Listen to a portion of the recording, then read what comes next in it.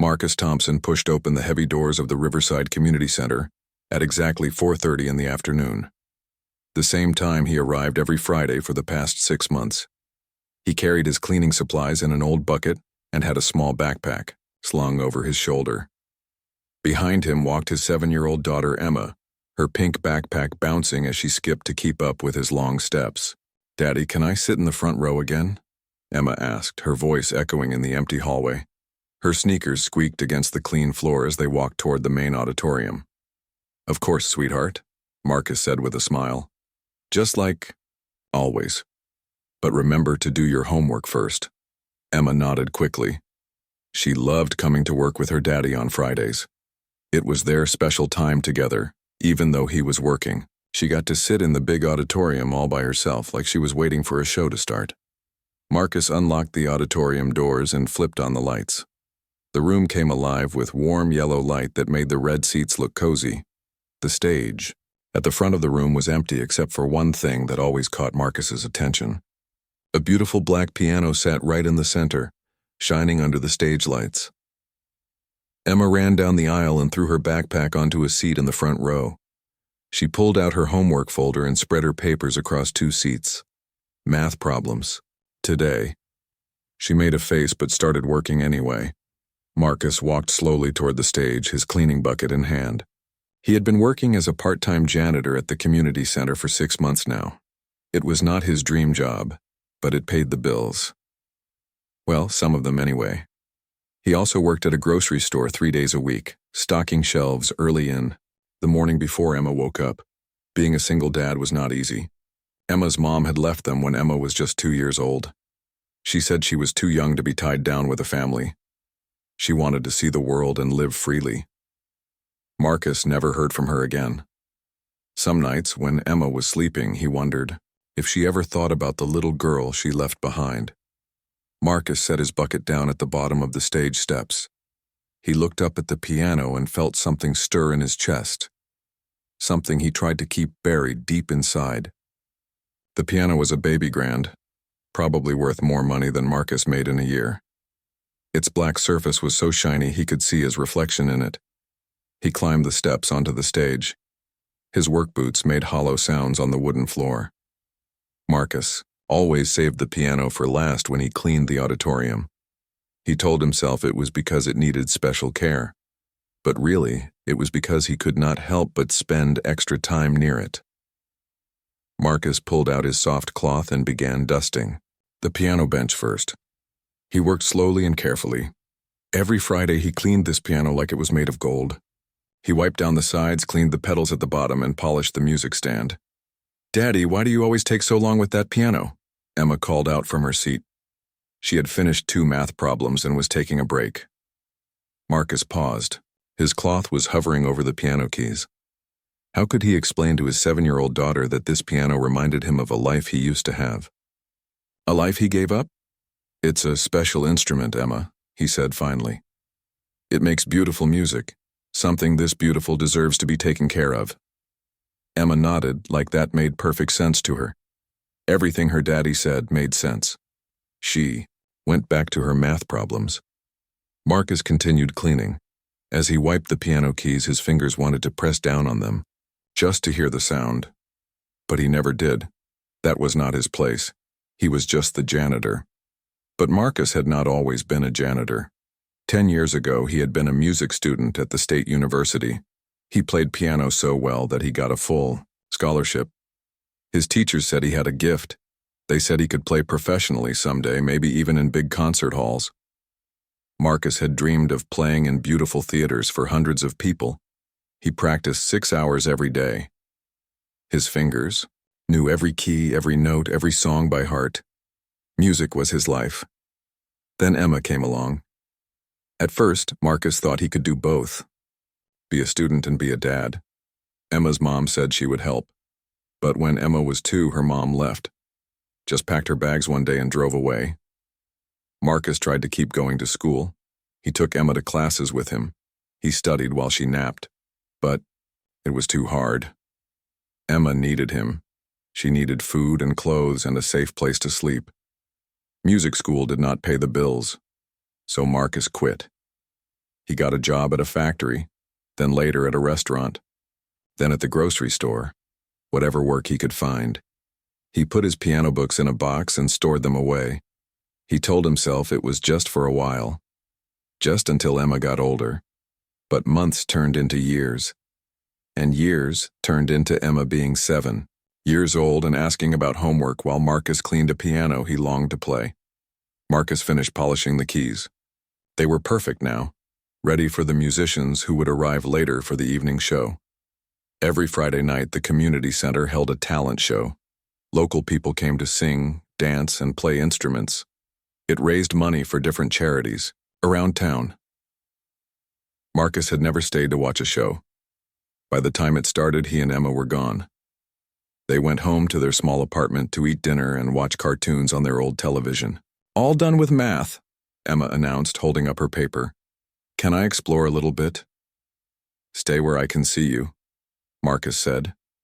He was now cleaning the stage floor around the piano. Emma got up and wandered around the front of the auditorium. She pretended she was a famous singer walking onto a stage. She waved at imaginary fans in the empty seats. Marcus watched her and smiled. Emma had no idea that her daddy used to dream of standing on stages like this. She did not know that music used to be the most important thing in his world. Now she was the most important thing. As Marcus worked, he hummed quietly to himself. It was a song by Chopin, a classical composer. His fingers moved in the air like he was playing piano keys. For just a moment, he let himself remember what it felt like to make music. But then he shook his head and focused on his cleaning. Dreams were for other people now, people who did not have little girls depending on them, people who could afford to chase their passions. Marcus Thompson was just a janitor now, a single dad doing his best to take care of his daughter. The piano would have to remain just something beautiful to clean and admire from a distance. At least that is what he thought. Marcus finished sweeping the stage and moved his attention back to the piano. This was always his favorite part of the job, even though he tried not to admit it to himself. He pulled out a special cloth that he kept just for the piano. It was softer than his other cleaning cloths, and he had bought it with his own money. Emma looked up from her coloring book. She had finished her math homework and moved on to something more fun. "Daddy, you always spend forever on that piano. Do you like it?" The question made Marcus pause. His hand stopped moving across the shiny black surface. Did he like it? That was not the right word. The piano made him feel things he did not want to feel. It made him remember things he tried to forget. "It's important to do a good job," Marcus said, not really answering her question. "When something is beautiful, you should treat it with respect." Emma tilted her head to the side, the way she always did when she was thinking hard about something. "But you smile when you clean it. You don't smile when you clean the bathrooms." Marcus could not help but laugh a little. Emma was very smart for 7 years old. Sometimes too smart, she noticed everything. "You're right," he said. "I do like this piano. It's probably the most beautiful thing in this whole building." "Have you ever heard it played?" Emma asked. She set down her crayon and gave him her full attention. Marcus nodded. "Sometimes musicians practice here during the week. I hear them when I'm cleaning other rooms." This was true, but it was not the whole truth. Marcus had heard the piano played many times, but he also knew exactly how it would sound if he played it himself. His fingers remembered hundreds of songs. "What does it sound like?" Emma asked. Marcus thought about how to describe piano music to a little girl. "Like magic," he said finally. Like all the feelings inside someone's heart turned into sound. Emma's eyes went wide. "That sounds amazing. I want to hear the magic sound." "Maybe someday," Marcus said. He turned back to cleaning, hoping she would drop the subject. But Emma was not easily distracted when something caught her interest. "Daddy, do you know how to play piano?" she asked. The question hit Marcus like a punch to the stomach. He had been dreading this question for years. Emma was getting older and more curious about everything. Eventually, she was going to start asking about his life before she was born. Marcus kept cleaning, buying himself time to think of an answer. He could lie. He could say no and change the subject, that would be easier. But something about standing next to this beautiful piano made it hard to lie. I used to know how, he said quietly. A long time ago. Emma jumped up from her seat and ran to the edge of the stage. Really? You could play this piano? I said I used to know how, Marcus repeated. That was before you were born, before everything changed. What changed? Emma asked. She was now sitting on the edge of the stage, her legs swinging back and forth. Marcus sat down on the piano bench. He was tired, not just from cleaning, but tired in a deep way that sleep could not fix. He was tired of carrying around this secret, this part of himself that he had locked away. You changed everything, he said, looking at his daughter. When you came along, I had to make different choices. Emma's face fell a little. Did I mess up your piano playing? Oh, sweetheart. No. Marcus quickly moved to sit next to her on the edge of the stage. You didn't mess up anything, you made everything better. You became the most important thing in the world to me. But you stopped playing piano because of me? Marcus struggled with how to explain this to a 7-year-old. How do you tell a child that becoming her parent meant giving up dreams? But also that she was worth more than any dream? When you were born, I realized that taking care of you was more important than anything else, Marcus said. Playing piano was something I loved, but loving you and making sure you had everything you needed was more important. Emma was quiet for a long moment. She picked at the hem of her shirt. Do you miss it? Playing piano? Marcus felt his throat get tight. Of course he missed it.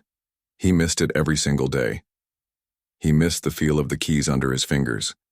He missed the way music could make him feel like he was flying. He missed the dreams he used to have of playing for big audiences. But he also knew that Emma was the best thing that ever happened to him, even if it meant he had to give up music. Sometimes, he admitted. But I wouldn't change anything, not if it meant not having you. Emma scooted closer to him and put her small hand on his arm. Maybe you could play again someday, when I'm older. Marcus smiled and ruffled her hair. Maybe, kiddo, maybe. They sat in comfortable silence for a few minutes. Marcus looked out at the empty auditorium. In a few hours, this room would be full of people watching local performers, musicians, singers, dancers, people following their dreams, at least for one night. Daddy? Emma said softly. Yeah? Could you play something for me right now? Just a little bit? Marcus felt his heart speed up. The piano was right behind them. His fingers were practically twitching with the desire to touch those keys. It had been so long since he had played anything, more complicated than the simple songs he picked out on their old keyboard at home. I don't think I should, he said. This isn't my piano, I'm just here to clean it. But there's nobody here, Emma said. And you said you used to know how. I really want to hear the magic sounds. Marcus looked around the empty auditorium. Emma was right. There was nobody here. The performers wouldn't arrive for another hour. What harm could it do to play just one simple song? But Marcus was scared. What if his fingers didn't remember? What if 8 years of not playing had made him forget everything he once knew? What if the magic was gone? Please, Daddy, Emma asked. Her eyes were bright with excitement. I promise I won't tell anyone. Marcus stood up and walked to the piano. He lifted the lid that covered the keys. The black and white keys seemed to glow under the stage lights. His hands hovered over them, shaking slightly. He pressed one key, middle C. The note rang out clear and pure in the empty auditorium. It sounded exactly the way he remembered, rich and warm and full of possibilities. Emma clapped her hands together. It does sound like magic. Marcus pressed a few more keys, playing a simple scale. His fingers felt stiff at first, but they began to remember. Muscle memory from thousands of hours of practice started coming back. He played a simple melody. Nothing complicated, just a children's song that Emma might recognize. But even this simple tune sounded beautiful on the good piano. Emma stood up and moved closer. Daddy, that's so pretty. Can you play more? Marcus wanted to play more. He wanted to play everything he used to know. All the Chopin pieces, the Bach inventions, the Beethoven sonatas. His fingers were hungry for the music they had been denied for so long. But then he heard voices in the hallway. The performers were starting to arrive. Marcus quickly closed the piano lid and stepped away. "That's enough for today," he said. "We should finish up and get out of here." Emma looked disappointed, but she nodded. "Will you play for me again sometime?" Marcus picked up his cleaning supplies. "We'll see," he said. But even as he said it, he knew that something had changed. Those few moments of playing had awakened something inside him that he had been trying to keep asleep. As they packed up to leave, Marcus caught himself humming the melody he had just played. Emma hummed along, even though she didn't know she was doing it. Walking out of the community center that evening, Marcus felt different, lighter somehow. For just a few minutes he had been a musician again instead of just a janitor, but he told himself it was just a moment, just a few notes that didn't mean anything. He had no idea that this small moment was about to change everything. It was Friday evening again, 3 weeks after Marcus had played those few notes for Emma. He arrived at the community center at his usual time, with Emma skipping behind him. The talent show was scheduled to start at 7 o'clock, which gave him about 2.5 hours to clean everything perfectly. Tonight felt different, though. Marcus could sense excitement in the air as soon as they walked through the doors. There were more cars in the parking lot than usual, and he could hear people talking and laughing in the main office. "Sounds like a big crowd tonight," Marcus said to Emma as they headed toward the auditorium. Emma bounced on her toes with excitement. "Can we stay and watch this time, Daddy? Please? I want to see the people make music." Marcus shook his head like he always did.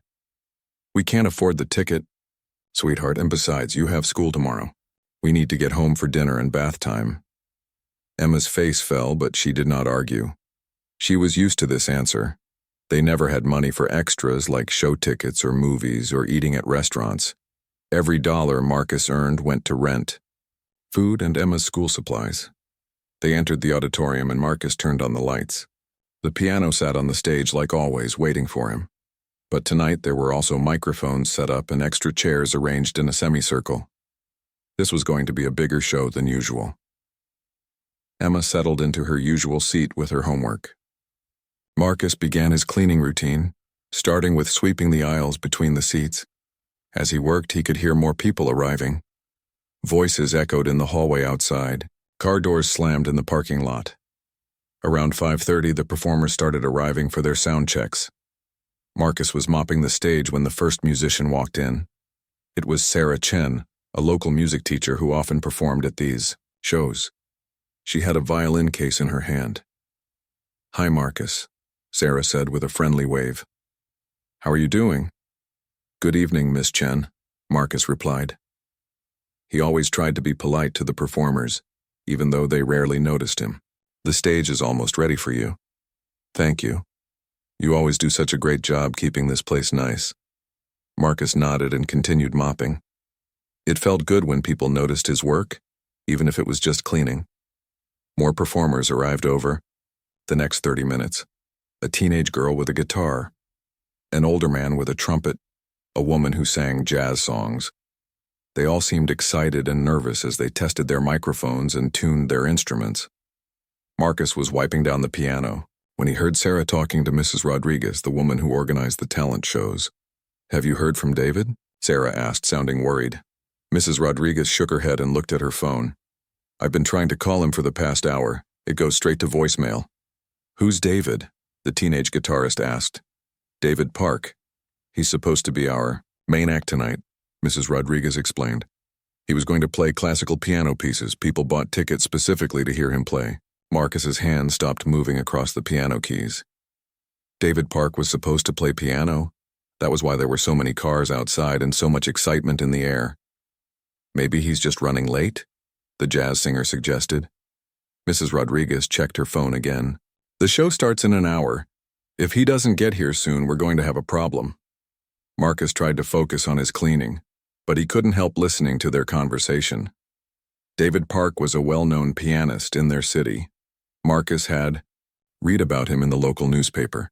He played difficult classical pieces and had studied at famous music schools. Emma looked up from her homework.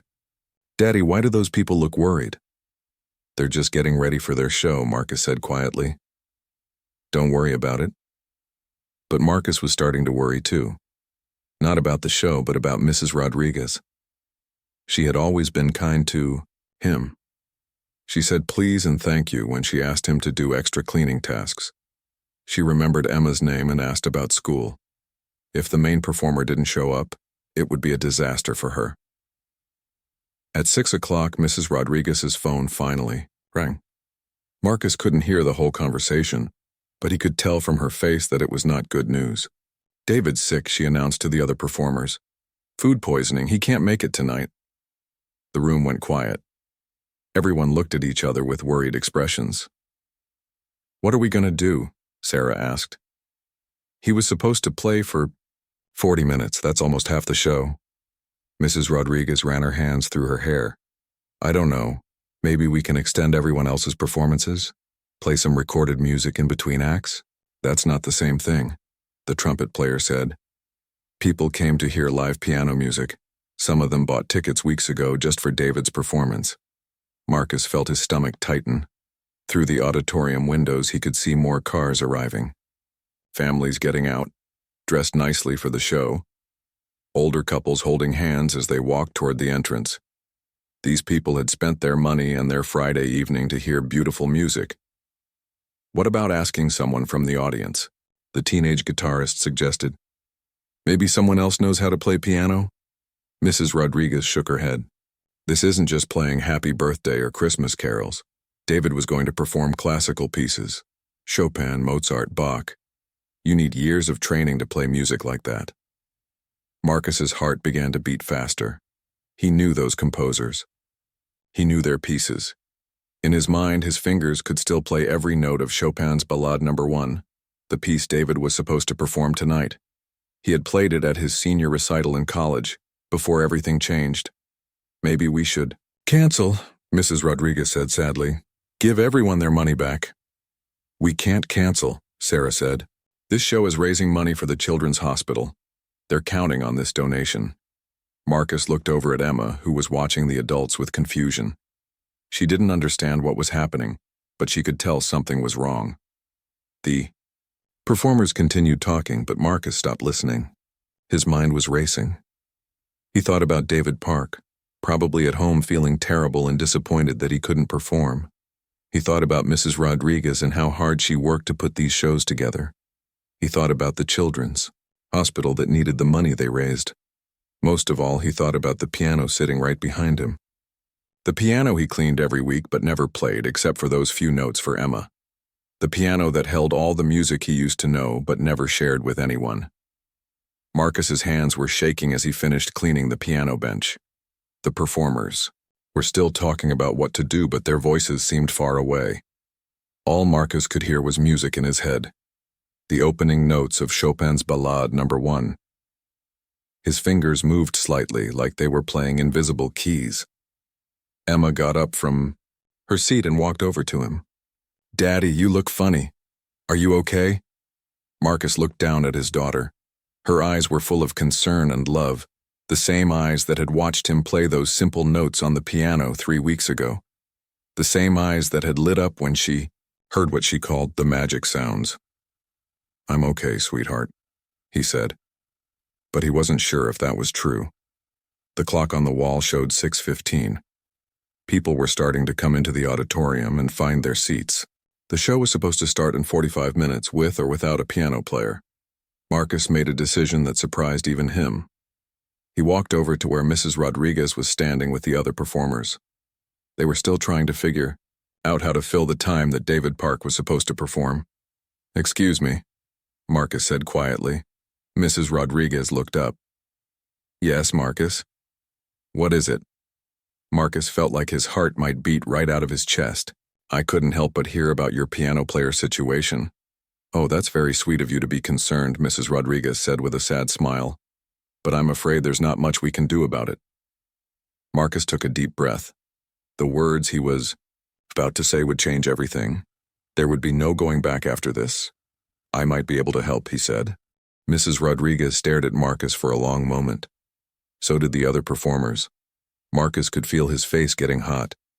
What had he just said? Had he really just offered to help with the piano situation? That's very kind of you, Marcus, Mrs. Rodriguez said gently. But we need someone who can play classical piano music. Very difficult pieces. Marcus nodded. His mouth felt dry. I know. I heard you talking about Chopin and Mozart. Sarah Chen looked puzzled. Marcus, do you play piano? The question hung in the air. Marcus looked across the auditorium at Emma, who was watching him with curious eyes. She was too far away to hear what they were talking about, but she could probably tell something important was happening. I used to, Marcus said. His voice was barely above a whisper. A long time ago. Used to? Mrs. Rodriguez asked. Like you took lessons as a kid? Marcus shook his head. No. I was a music student in college. I had a scholarship to study. Piano performance. The performers all looked at each other with surprise. The janitor was a trained pianist? What happened? Sarah asked. Why did you stop? Marcus glanced at Emma again. Life happened. I became a father. I had to make different choices. Mrs. Rodriguez was quiet for a moment, thinking. Marcus, what pieces do you know? I mean, what could you actually perform in front of an audience? Marcus's mind raced through all the music he used to know. Hundreds of pieces. Hours and hours of music that lived in his memory and in his fingers, even though he hadn't played them in years. Chopin Ballade No. 1, he said. That was one of David's pieces tonight, right? Mrs. Rodriguez nodded, her eyes wide. You know that piece? I played it at my senior recital, Marcus said. I also know some Bach, the Italian concerto, some Mozart, sonatas. He paused. At least I used to know them. How long has it been since you played? Sarah asked. 8 years. The number hit Marcus like a punch. 8 years. Emma's entire lifetime. He had not seriously played piano since before she was born. The trumpet player looked skeptical. That's a long time to not play. Classical pieces are not like riding a bicycle. If you don't practice, you lose it. Marcus knew the man was probably right. His fingers were not as flexible as they used to be. His sight reading was probably rusty. He had no idea if he could still play complex pieces from memory. Maybe we should stick with the original plan, the jazz singer said. Cancel David's part and extend everyone else's performances. But Mrs. Rodriguez was studying Marcus's face. How sure are you that you remember the Chopin piece? Marcus closed his eyes and let his mind play the opening measures of Ballade No. 1. The melody was still there, clear as day. His fingers twitched slightly as his brain remembered which keys to press. I remember it, he said. I don't know if I can still play it well, but I remember every note. There's only one way to find out, Mrs. Rodriguez said. Would you be willing to try? Just to see if it comes back to you? Marcus felt panic rising in his chest. Play the piano? Here? In front of other musicians? What if he had forgotten everything? What if his fingers stumbled and made mistakes? What if he embarrassed himself? But then he thought about the people outside buying tickets. Families who had planned their evening around hearing beautiful music. The children's hospital that needed the money from tonight's show. I can try, he said. But I need to warn you. I haven't played in front of people in a very long time. That's okay, Mrs. Rodriguez said kindly. Let's just see what happens. Marcus walked toward the piano on shaking legs. The other performers followed him, curious to see what the quiet janitor could do. Emma noticed everyone moving toward the stage and got up from her seat too. What's happening, Daddy? She asked as she joined the group. Daddy might help with the show tonight, Mrs. Rodriguez explained to Emma. He used to play piano. Emma's eyes went wide. Really? You're going to make the magic sounds for everyone? Marcus sat down at the piano bench. The same bench he had cleaned hundreds of times. But now he was sitting on it as a musician, not a janitor. His work clothes felt wrong for the moment. His hands looked rough and calloused from cleaning and stocking grocery shelves. He lifted the piano lid and stared at the keys, black and white, the same as always. But now they seemed to be waiting for him. Marcus placed his hands over the keys without touching them. He tried to remember what it felt like to be a musician, to sit at a piano and create beauty instead of just cleaning around it. "Take your time," Sarah said gently. No pressure. But there was pressure. Marcus could feel it building in his chest. What if he had lost his gift? What if 8 years of not playing had taken away the one thing he used to be good at? He thought about his old piano teacher, Professor Williams, who used to say that music was not something you learned. It was something that lived inside you. The piano is just a tool, Professor Williams would say. The real music comes from your heart and soul. Marcus pressed down on middle C. The note rang out pure and clear just like it had 3 weeks ago when he played for Emma. Then he played a simple scale, his fingers moving slowly across the keys. The other musicians watched, quietly. Emma stepped closer, her face full of wonder. Marcus closed his eyes and let muscle memory take over. He began to play the opening of Chopin's Ballade No. 1. The melody started soft and gentle, like someone telling a story. At first, his fingers felt stiff and uncertain. He missed a note and had to start again. But as he continued playing, something magical began to happen. His hands remembered what to do. The music started flowing more naturally. The other performers looked at each other with amazement. This was not just someone who used to take piano lessons. This was real skill, real artistry, even after 8 years of not playing. But Marcus stopped after just a minute of playing.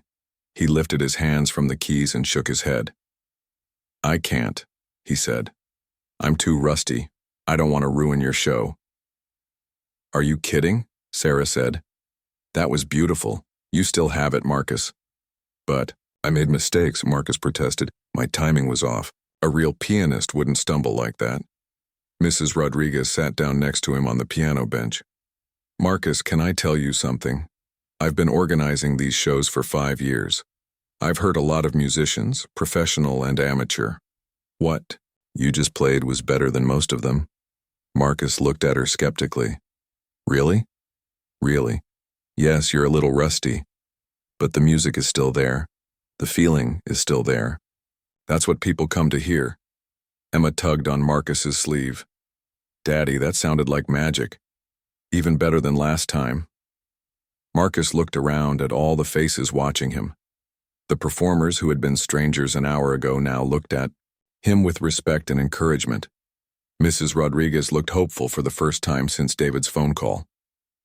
"The show starts in 30 minutes, Mrs. Rodriguez said. "If you're willing to try, we'll put you in the program. If you change your mind at the last minute, that's okay too. But I think you could save our show tonight." Marcus felt torn between fear and excitement. Part of him wanted to run away, to go back to being invisible, to take Emma home and pretend this conversation never happened. But another part of him, a part that had been sleeping for 8 years, was starting to wake up. The part that remembered how it felt to create beauty. The part that remembered why he had fallen in love with music in the first place. He looked at the piano keys again. Then he looked at Emma, who was watching him with complete faith and love. Maybe it was time to stop being afraid of his own dreams. Marcus sat at the piano bench staring at his hands. The other performers were waiting for his answer. Mrs. Rodriguez looked hopeful but patient. Emma stood beside him, her small hand resting on his shoulder. "I need a few minutes to think," Marcus said quietly. "Of course," Mrs. Rodriguez said. "We'll be in the office working on the program. Just let us know what you decide." The performers walked away, leaving Marcus and Emma alone on the stage. The auditorium was filling up with people. Marcus could hear voices and laughter as families found their seats. Children asking their parents when the show would start. The excited chatter of people looking forward to an evening of music. Emma climbed up onto the piano bench next to her father. "Daddy, are you scared?" Marcus nodded. "Very scared, sweetheart." Why? How could he explain this to a 7-year-old? How could he tell her about dreams that felt too big and too dangerous to reach for? Playing music for other people is very different from playing alone, Marcus said. When you play for an audience, they're all watching you. They're expecting you to be perfect. What if I make mistakes? Emma thought about this seriously. Do you make mistakes when you clean?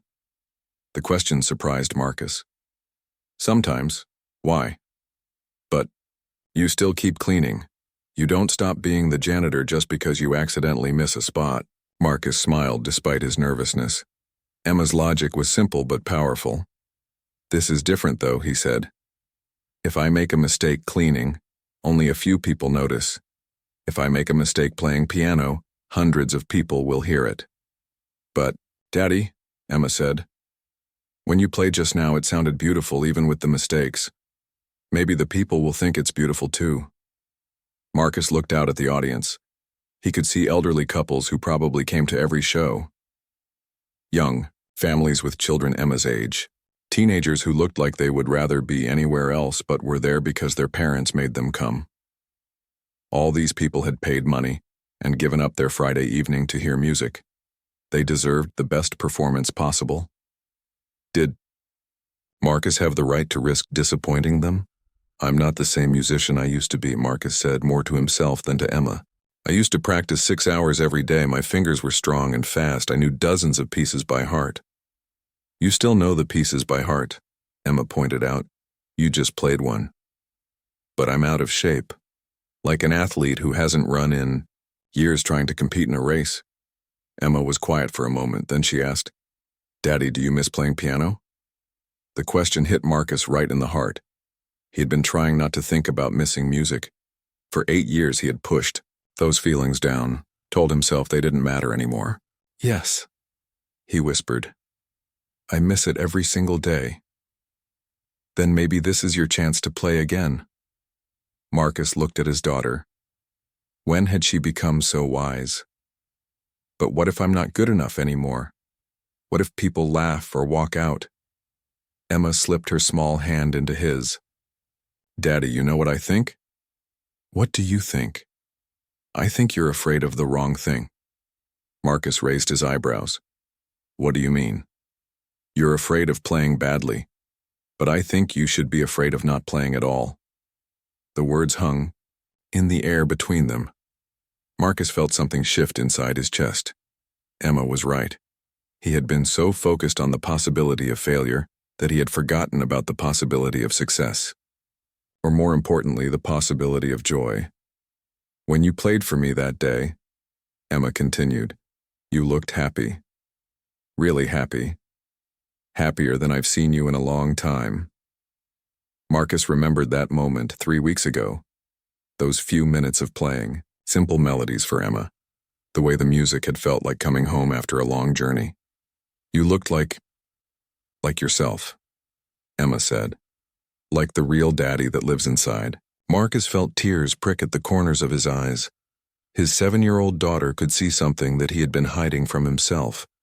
The part of him that was still a musician, no matter what jobs he worked or how long it had been since he last performed.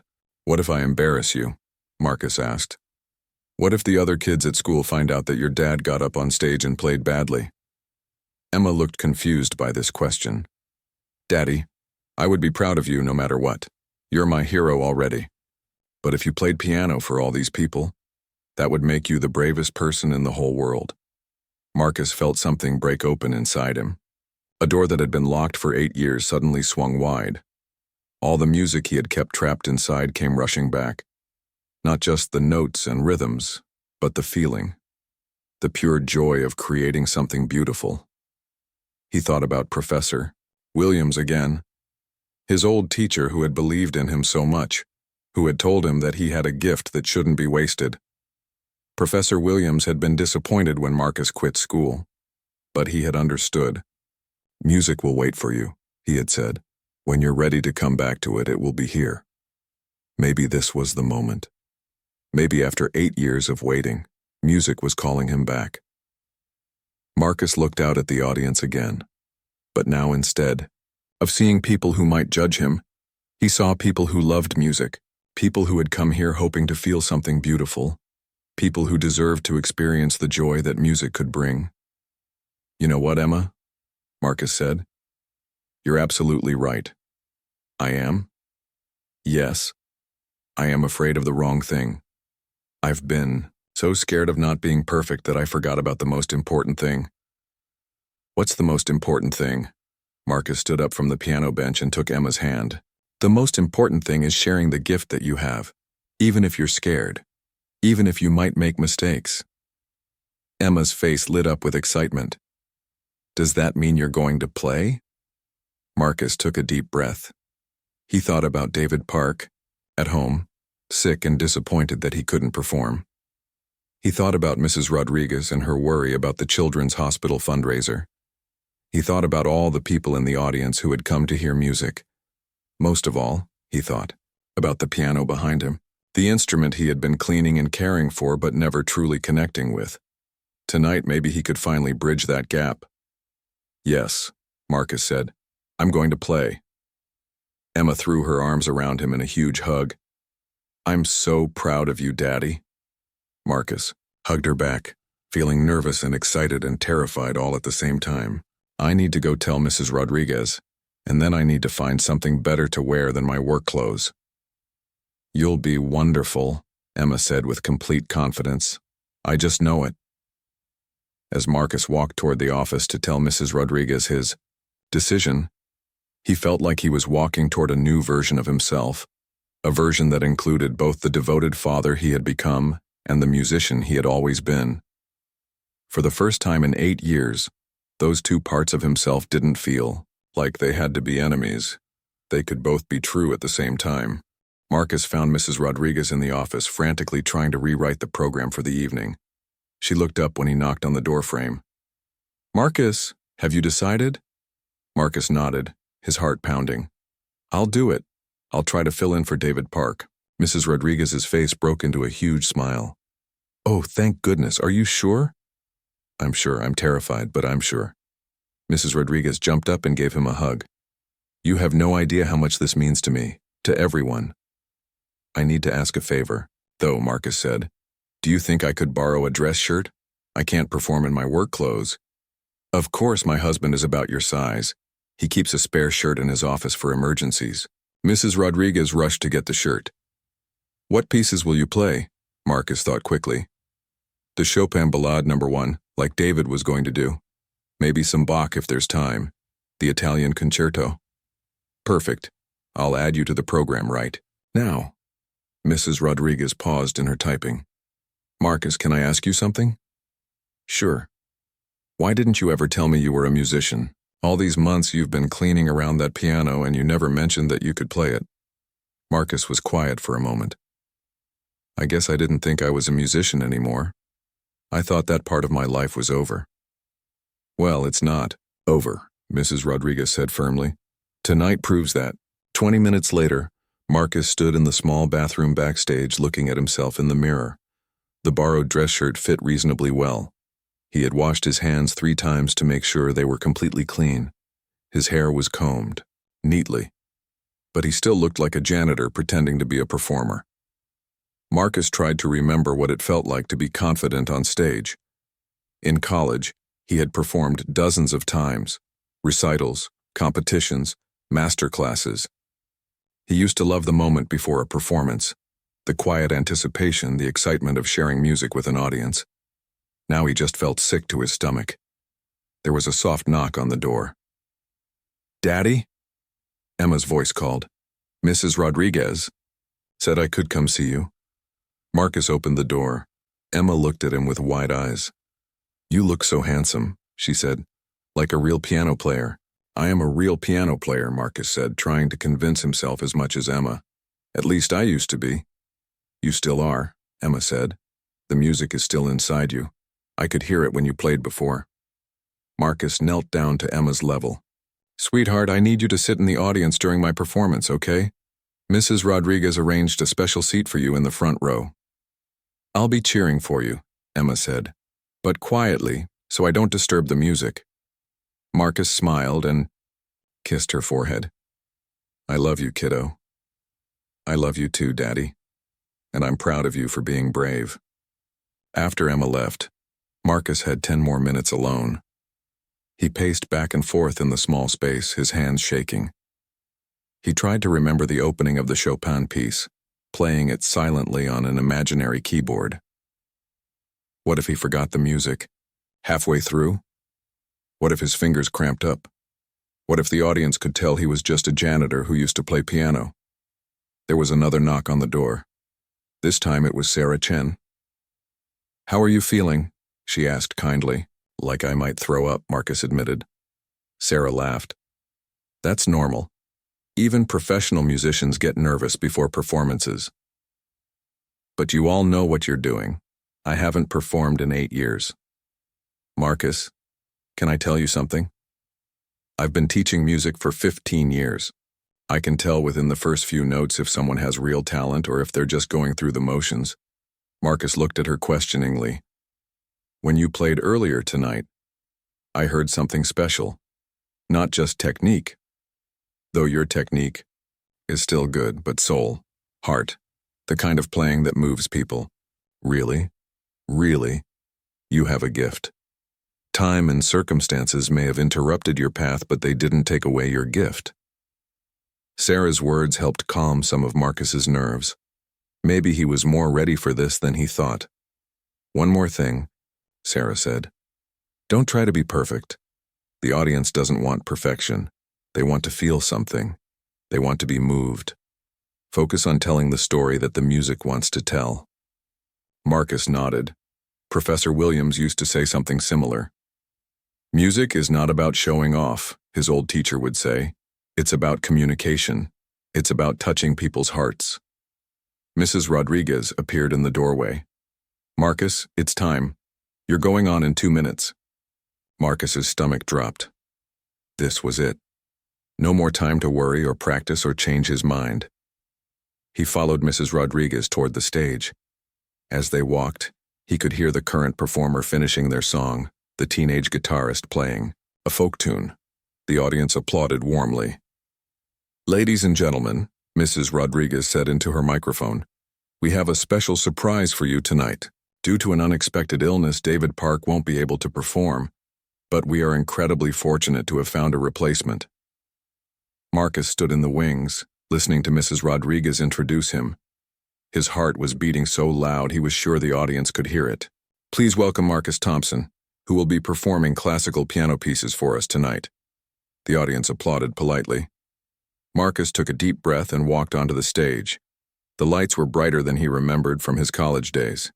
For a moment, he was blinded and couldn't see the audience at all. But as his eyes adjusted, he could see the faces looking back at him, curious, expectant, kind. In the front row, Emma was beaming at him with pride and excitement. Marcus sat at the piano bench and adjusted it slightly. He placed his hands over the keys without touching them, just like he used to do before every performance.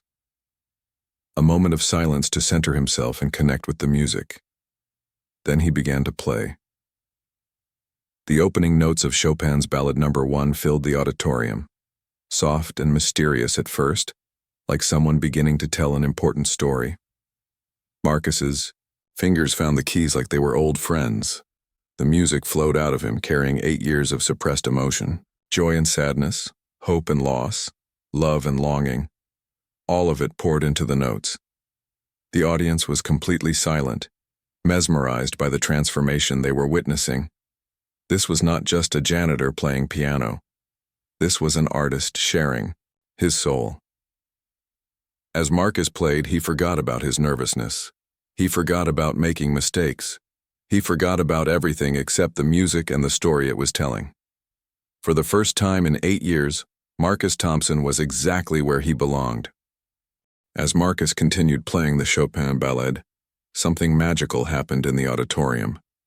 The usual sounds of a live performance, people shifting in their seats, whispering to each other, children getting restless, all disappeared. Everyone was completely focused on the music flowing from the piano. Marcus had forgotten how it felt to connect with an audience this way. In college, he had always been nervous about performing, worried about impressing his professors or winning competitions. But tonight was different. Tonight he was not trying to prove anything. He was simply sharing something beautiful. The ballade told a story through its music. It started gently, like someone remembering a happy time from long ago. Then it grew more complex and dramatic, with difficult passages that made Marcus's fingers dance across the keys. His hands remembered every note, every dynamic, every subtle timing that made the piece come alive. In the front row, Emma sat perfectly still, her eyes wide with wonder. She had never seen her father like this before. Home, he was tired daddy who worked hard and worried about bills. But on stage, he was someone completely different, someone powerful and confident and magical. An elderly woman in the third row had tears running down her cheeks. The music reminded her of her late husband, who used to play piano for her when they were young. She had not heard this piece performed, live in 20 years. A teenage boy who had been forced to come by his parents was now leaning forward in his seat, fascinated. He played video games and listened to rap music, but something about Marcus's playing reached him too. The emotion was so real, so honest, that it transcended any musical preferences. Marcus reached the most difficult section of the piece, a passage full of rapid notes and complex rhythms that required both hands to work independently. In college, he had practiced this section hundreds of times. Now, 8 years later, his muscle memory took over. His fingers flew across the keys with precision and grace. But more than technique, Marcus was pouring his heart into every note. 8 years of struggle, of sacrifice, of putting his dreams aside for his daughter. All of that experience gave depth to his playing that he had never had as a young student. The music was not just notes on a page anymore. It was his life story. The audience could feel it. There was something in Marcus's playing that spoke to everyone who had ever given up a dream, everyone who had made sacrifices for the people they loved, everyone who wondered if it was too late to chase the things that mattered to them. As the piece built toward its climax, Marcus felt completely free for the first time in years. His hands moved without conscious thought. The music seemed to play itself. This was what he had missed. Not just playing piano, but this feeling of being completely alive, completely in the moment, completely himself.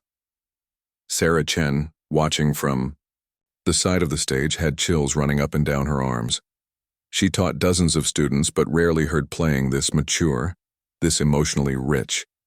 Marcus was not just technically proficient, he was an artist telling his story through music. Mrs. Rodriguez stood in the back of the auditorium with tears in her eyes. She had organized hundreds of performances over the years, but she had never seen an audience this captivated. You could hear a pin drop in the room. The Chopin piece reached its powerful, dramatic ending. Marcus's hands crashed down on the final chords, and then there was silence. For a moment, nobody moved. The music seemed to hang in the air like something you could touch. Marcus sat at the piano, his hands still resting on the keys, breathing heavily from the intensity of the performance. Then the audience erupted. The applause was thunderous, immediate, and sustained. People jumped to their feet, clapping and cheering. Some were wiping tears from their eyes. Others were shaking their heads in amazement. Emma was the first person to stand up, clapping her hands over her head with pure joy. Soon, the entire auditorium was on its feet, giving Marcus a standing ovation that seemed to go on forever. Marcus stood up from the piano bench, overwhelmed by the response. He had not expected this. In college, audiences had been polite and appreciative, but this was something different. This was an audience that had been truly moved.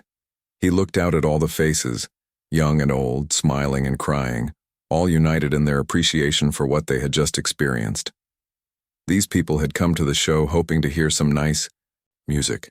Instead, they had witnessed something extraordinary. Marcus bowed, feeling humble and grateful. The applause continued. Someone in the back shouted, "More! More!" Mrs. Rodriguez rushed onto the stage with a microphone. "Ladies and gentlemen, Marcus Thompson." The applause grew even louder.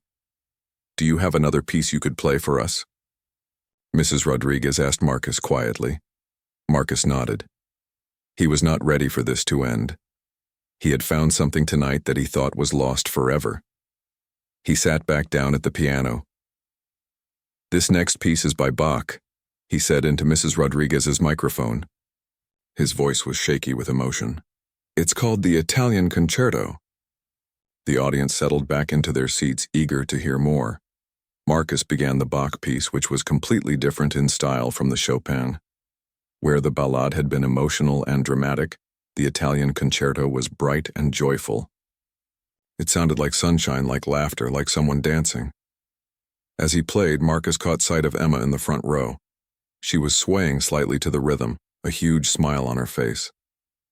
This was the first time she had ever seen her father perform, and Marcus realized how much he wanted her to understand this part of who he was.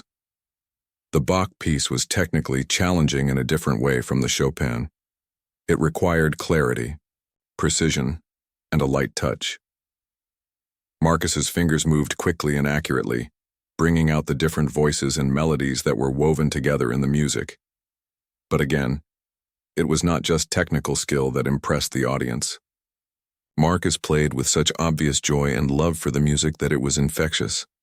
People found themselves smiling, tapping their feet, feeling uplifted by the positive energy of the performance.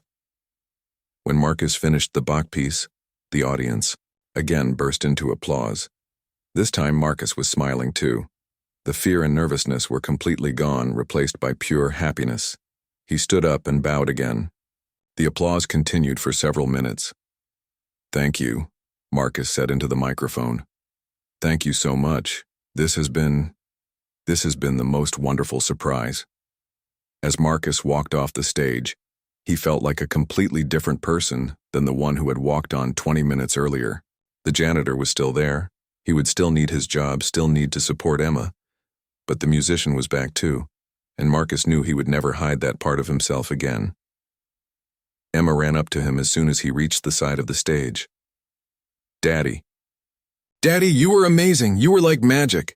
Marcus scooped her up in a huge hug. "Did you like it, sweetheart?"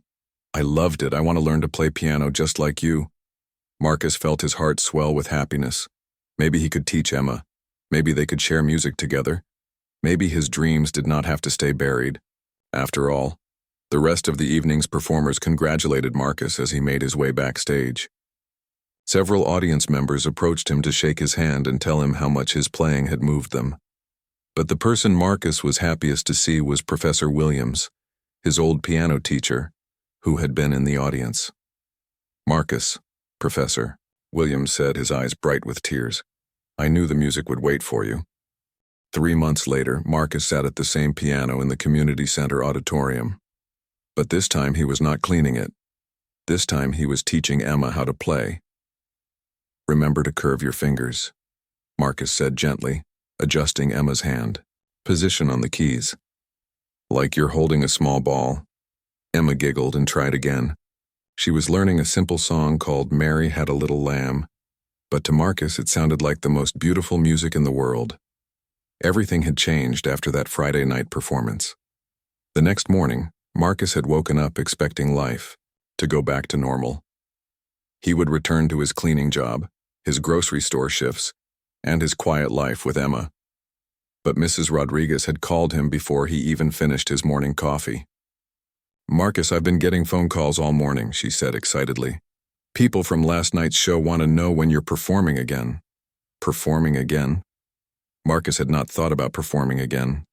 One night on stage had been enough to heal something inside him, but he assumed it was just a one-time thing. "The community center board met this morning," Mrs. Rodriguez continued. "We want to offer you a position, part-time music teacher and accompanist for our programs." Marcus had been speechless. A job involving music? He had not even dared to dream of such a thing. "It wouldn't pay as much as a full-time position," Mrs. Rodriguez explained. "But it would be more than your janitor wages, and you could keep your grocery store job if you needed to." Marcus had accepted immediately. Now, 12 weeks later, he taught piano lessons 3 afternoons a week and accompanied the community center's choir. He still worked at the grocery store, but only 2 days a week instead of 3. For the first time since Emma was born, Marcus felt like he was using his talents instead of hiding them. The best part was sharing music with Emma. She had begged to start piano lessons the day after his performance, and Marcus discovered that teaching his own daughter was one of the greatest joys of his life. "Daddy, When will I be good enough to play the magic song? Emma asked. She called the Chopin Ballade the magic song because of how it had transformed their lives that Friday night. That piece is very advanced, Marcus said. It will take years of practice. I don't mind, Emma said seriously. I want to play it just like you did. Marcus smiled. Emma's determination reminded him of himself at that age, when he had first fallen in love with piano music. The door to the auditorium opened, and Sarah Chen walked in. She had become a good friend over the past few months, often sharing teaching, tips and accompanying Marcus at small performances around town. How's the lesson going? Sarah asked. Emma just played Mary Had a Little Lamb perfectly, Marcus said proudly. Almost perfectly, Emma corrected. I still need to work on the rhythm, Sarah laughed. She's going to be a perfectionist just like her father. As Emma continued practicing, Sarah sat down next to Marcus on the auditorium steps. Have you thought any more about the conservatory's offer? She asked quietly. Marcus nodded. The week before, he had received a phone call that still seemed like a dream. The State Conservatory of Music, where he had been a student 10 years ago, had heard about his community center performances. They wanted him to come back and finish his degree through their part-time evening program. I'm still not sure, Marcus said. It would mean less time with Emma, more financial stress. But it would also mean following your dreams, Sarah pointed out. Emma's old enough now to understand, and she's so proud of your music. I think she'd want you to pursue this. Marcus watched his daughter at the piano, her small fingers carefully pressing each key. She was right. Emma would want him to chase his dreams, just like she was chasing hers. Besides, Sarah continued, you could finish the degree in 3 years of part-time study. Emma would still be young enough to enjoy all your concerts when you graduate. Marcus had been thinking the same thing.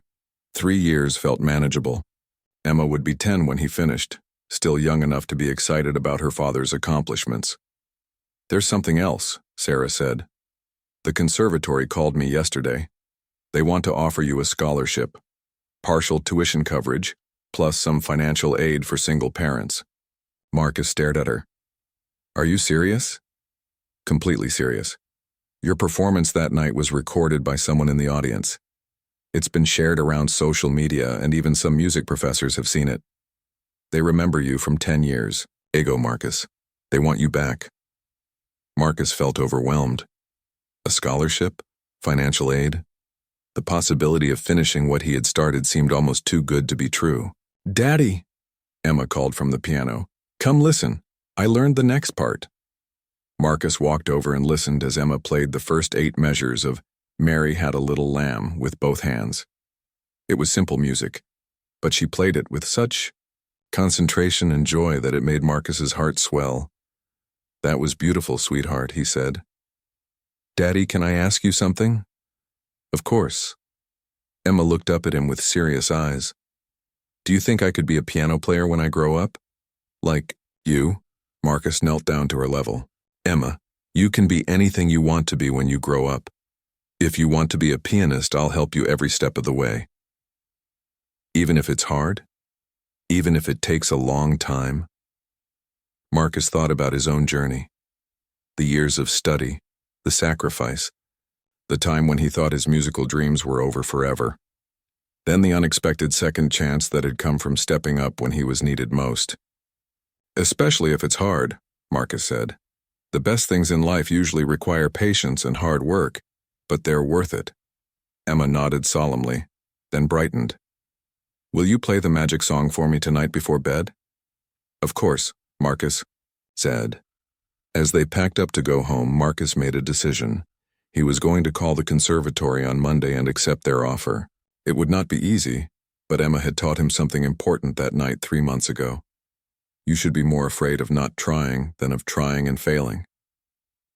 That evening, after Emma was in her pajamas with her teeth brushed, Marcus sat at their old keyboard in the living room. Emma curled up on the couch to listen.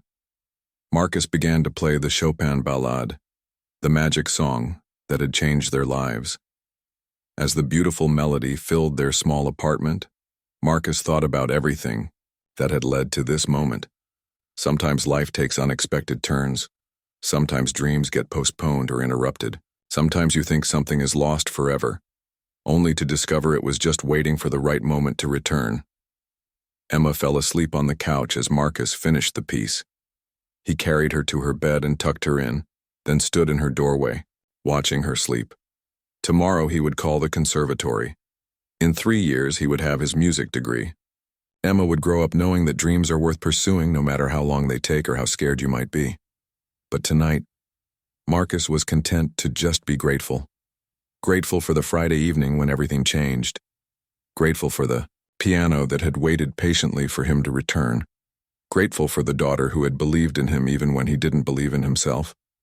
Most of all, he was grateful that it's never too late for a second chance at the life you're meant to live. Outside their apartment window, the lights of the community center glowed in the distance. Inside that building sat the piano where Marcus had rediscovered himself, where a janitor had remembered he was also a musician, where a single father had learned that you don't have to choose between loving your family and following your dreams.